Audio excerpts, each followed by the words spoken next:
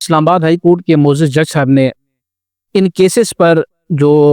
اس وقت مختلف پاکستان کے کورٹس میں چل رہے ہیں گستاخی کے، اس پر ایک کمیشن بنایا ہے اور مذہبی جماعتیں سراپا احتجاج ہم دیکھتے ہیں، تحریک لبیک کا بھی اس پر موقف آیا ہے اور دیگر بھی جو جماعتیں ہیں، JUI ہے اور بھی جماعتیں جتنی ہیں اس وقت پاکستان میں، علی محمد خان کا میں نے آپ کے سامنے ذکر کیا، صاحبزادہ احمد رضا صاحب ہیں چیئرمین سنی اتحاد کونسل، انہوں نے بھی اس حوالے سے آواز بلند کی ہے، حامد میر نے بھی اس حوالے سے گفتگو کی ہے۔ تو اس حوالے سے ذرا گفتگو فرمائیں۔ ایک طرف تو ہم یہ کہتے ہیں کہ اگر کوئی گستاخی کا واقعہ ہو جائے ہمیں قانون ہاتھ میں نہیں لینا چاہیے بلکہ قانونی دروازہ کھٹکھٹانا چاہیے، لیکن جب لوگ قانونی دروازہ کھٹکھٹا کر عدالت میں پہنچ چکے ہیں، اب معزز جج صاحب کا تو یہ کام ہے کہ اس پر فیصلہ کیا جائے کون قصوروار ہے کون قصوروار نہیں ہے، تو اس پر کمیشن بنا دیا گیا ہے۔ پہلے دیکھیں کتنے بھی کیسز آتے ہیں، قتل کا کیس آتا ہے اور اس کے علاوہ کرپشن کے کیسز آتے ہیں، ان کیسز میں اگر تو تاریخ پاکستان میں کوئی ایسی کمیٹی تشکیل دی گئی ہو تو پھر تو ٹھیک ہے، لیکن اگر ناموس رسالت کے مسئلے پر کمیٹی تشکیل دی جائے تو یہ سوالیہ نشان ہے، اور ہم یہ پوچھنا چاہتے ہیں کہ اس میں وضاحت کی جائے کہ یہ کس بنیاد پر کمیٹی بنائی گئی ہے۔ چاہیے تو یہ تھا کہ قوم جب کسی مسئلے میں پریشان ہوتی ہے تو وہ عدالت میں جاتی ہے، وہاں دستک دیتی ہے، عدل تو وہاں سے ملتا ہے۔ اب عدل بجائے عدالت سے نکال کر کسی کمیٹی کے ہاتھ میں دے دیا جائے تو یہ مناسب نہیں ہے۔ بسم اللہ الرحمن الرحیم، الصلاۃ والسلام علیک یا سیدی یا رسول اللہ۔ معزز ناظرین السلام علیکم، میں ہوں آپ کا میزبان محمد نقیب الرحمان چشتی اور آپ دیکھ رہے ہیں ہمارا پروگرام NM پوڈ کاسٹ۔ ناظرین مکرم، آج کا جو ہمارا پروگرام ہے، اس وقت پاکستان کے اندر ایک مسئلہ جو بہت اٹھایا جا رہا ہے، اسلام آباد ہائی کورٹ نے 400 سے زائد کیسز جو ناموس رسالت صلی اللہ علیہ وسلم کے حوالے سے ہیں، گستاخیوں کے کیس ہیں، اس پر ایک کمیشن بنایا گیا ہے اسلام آباد ہائی کورٹ کے معزز جج صاحب نے کہ وہ کمیشن فیصلہ کرے گا آیا اس میں کتنے لوگ بے قصور ہیں اور کتنے لوگ اس میں سزا پا سکتے ہیں۔ تو اس کے بعد سے علماء کرام کی جانب سے، مذہبی جماعتوں کی جانب سے شدید رد عمل اس پر آ رہا ہے کہ عدالت کو کمیشن نہیں بنانا چاہیے تھا۔ اس متعلق کئی ویڈیوز آپ سوشل میڈیا پر دیکھ رہے ہیں۔ سنی اتحاد کونسل کے چیئرمین صاحبزادہ حامد رضا صاحب نے حامد میر کے شو میں اس کی شدید مخالفت کی ہے کہ ہیومن رائٹس کی کمیٹی میں یہ بل پیش کیا گیا تھا جس پر بحث ہونی تھی، لیکن اچانک اس کو ایجنڈے سے غائب کر دیا گیا۔ اور اسی کے متعلق PTI کے علی محمد خان نے بھی قومی اسمبلی میں گفتگو کی کہ یہ اس مسئلے کو دیکھا جائے، یہ بڑا حساس مسئلہ ہے کہ کریم آقا علیہ الصلوۃ والسلام کی عزت و ناموس کے حوالے سے یہ جو مسائل کیسز کورٹ میں آ رہے ہیں تو کورٹ کا کام بنتا ہے ان میں پروسیڈنگ کریں، فیصلے دیں، نہ کہ کمیشن بنائیں۔ تو اس اہم موضوع پر گفتگو کرنے کے لیے آج ہم موجود ہیں، ہمارے ساتھ عظیم مذہبی اسکالر حضرت علامہ مفتی محمد نوید احمد سیالوی صاحب موجود ہیں، ہم ان کے ساتھ اس حوالے سے گفتگو فرماتے ہیں۔ السلام علیکم حضرت۔ وعلیکم السلام ورحمۃ اللہ وبرکاتہ۔ حضرت خیریت سے آپ ٹھیک ہیں؟ الحمدللہ، بہت سب سے پہلے تو بہت شکریہ اس ایک حساس اور بہت اہم ایشو پر آپ نے ہمیں وقت عنایت فرمایا۔ حضرت اسلام آباد ہائی کورٹ کے معزز جج صاحب نے ان کیسز پر جو اس وقت مختلف پاکستان کے کورٹس میں چل رہے ہیں گستاخی کے،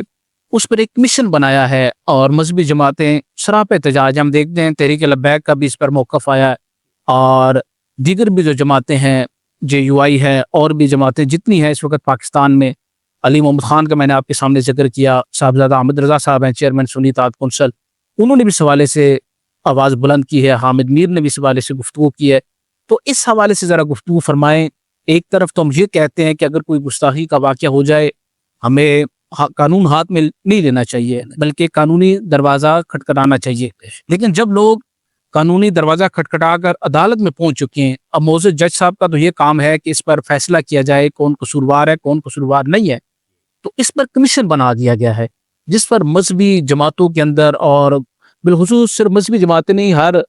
مسلمان پریشان ہے اس حوالے سے، تو اس حوالے سے تھوڑی سی گفتگو فرمائیں۔ بسم اللہ الرحمن الرحیم۔ بڑا اچھا آپ نے سوال رکھا ہے، اور آج کے حالات میں چونکہ جہاں پر پاکستان کے اندر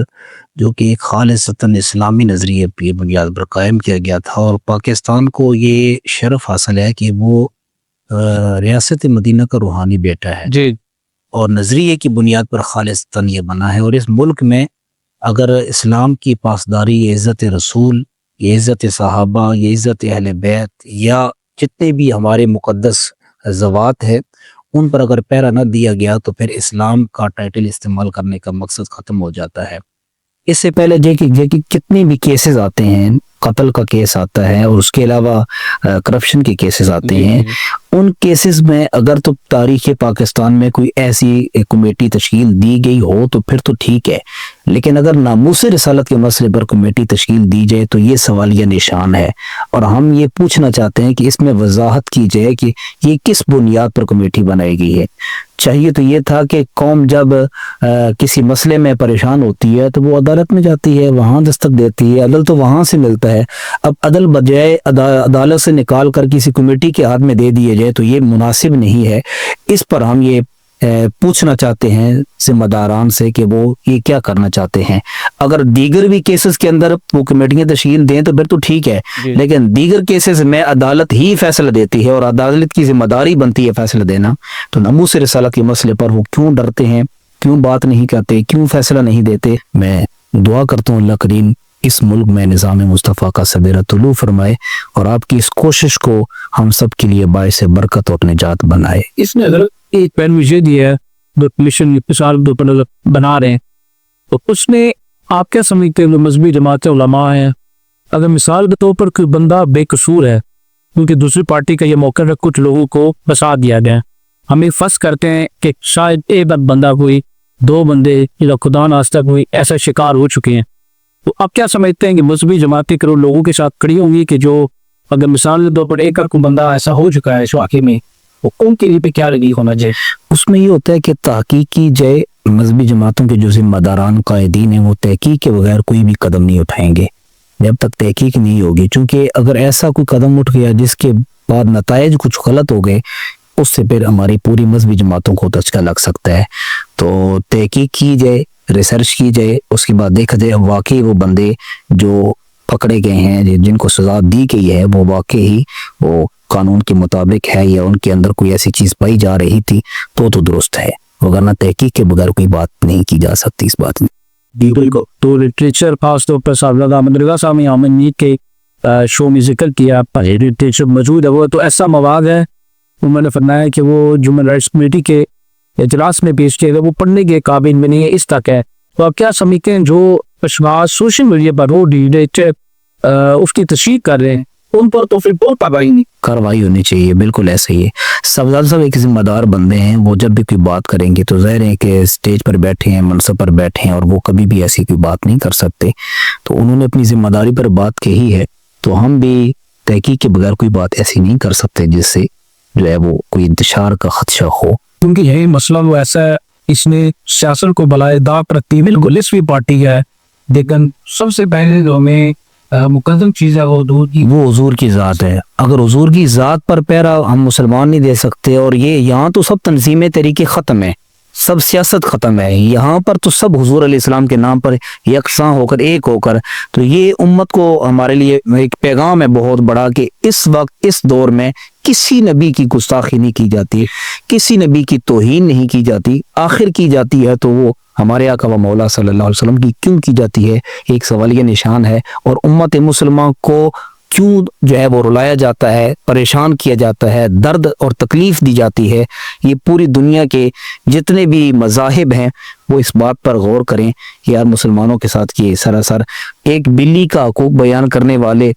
کتے کے حقوق بیان کرنے والے کیا نبی علیہ السلام کے حقوق نہیں جانتے، امت مسلمہ کے حقوق نہیں جانتے؟ تو پاکستان کے جتنے ذمہ داران ہیں ہم انہیں یہ کہتے ہیں کہ تم ایک منصب پر ہو اور تم یہ ذمہ داری نبھا سکتے ہو، شاید یہی ذمہ داری کسی ایک شخص کی بخشش کا ذریعہ بن جائے۔ آقا علیہ السلام کی ناموز کی خاطر کوئی کمپرومائز نہ کل تھا، نہ آج ہے، نہ صبح قیامت تک ہوگا۔ حضرت بہت شکریہ آپ کا، بہت ہی مختصر وقت میں آپ نے بہت خوبصورت جواب دیا، اور امید رکھتے ہیں ہمارے جو معزز جج صاحبان اسلام آباد ہائی کورٹ کے اندر یا مختلف عدالتوں کے اندر تشریف فرمائے، یقیناً جیسا ہم کریمہ آقا علیہ الصلوۃ والسلام سے محبت رکھتے ہیں، ہمیں کوئی شک نہیں وہ بھی ہماری طرح یا ہم سے بڑھ کر کریمہ آقا علیہ الصلوۃ والسلام سے محبت رکھتے ہیں، انشاءاللہ وہ بھی اس اپنے فیصلے پر نظر ثانی فرمائیں گے۔ ناظرین مجھے اجازت دیجیے، انشاءاللہ نئے پروگرام کے ساتھ انشاءاللہ دوبارہ آپ کی خدمت میں حاضر ہوں گے۔ السلام علیکم۔